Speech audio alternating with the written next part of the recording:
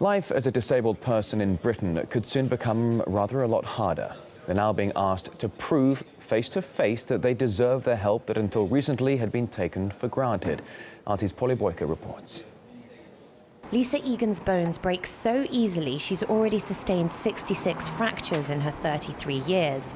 She has to use a wheelchair and is one of 3.2 million Brits claiming the Disability Living Allowance, or DLA, which helps those who are unable to move around freely because of physical disability.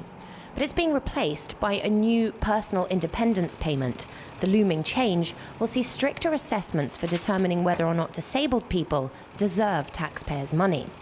Lisa says she's terrified she could lose the monthly payments. If I lost everything, I'd basically condemned to a life of houseboundness. My quality of life would be virtually non-existent. But at the moment, it's just really unclear.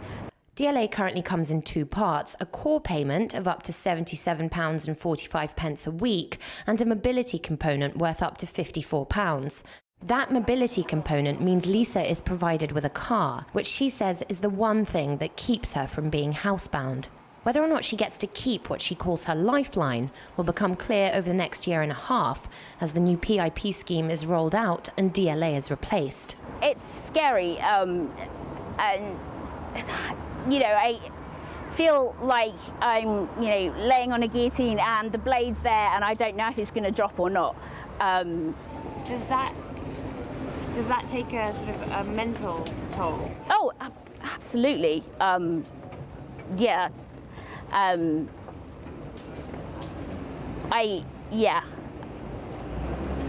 I don't think I'm going to elaborate on that one on camera, though.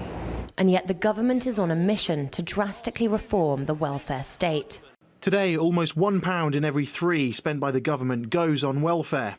In a world of fierce competitiveness, a world where no one is owed a living, we need to have a welfare system that the country can properly afford.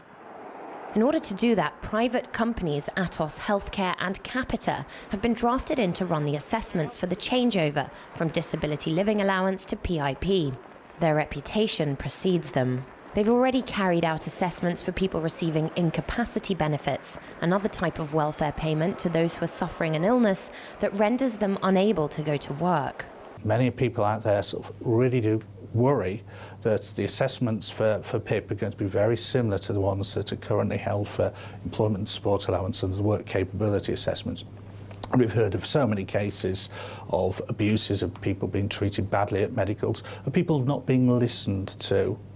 And in so many cases where people have lost benefits as a consequence of one of these assessments, they've appealed and the appeal has been overturned by a tribunal.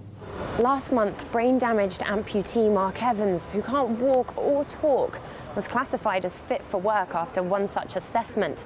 His story isn't the worst. The government's own figures show that 1,300 people died after being told they should go back to work by Atos Healthcare.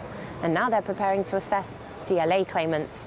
A recent survey found 1 in 5 doctors say disabled patients have committed or attempted to commit suicide as a result of undergoing or fear of undergoing the assessments for work capability. They are exceedingly vulnerable. Some days I think,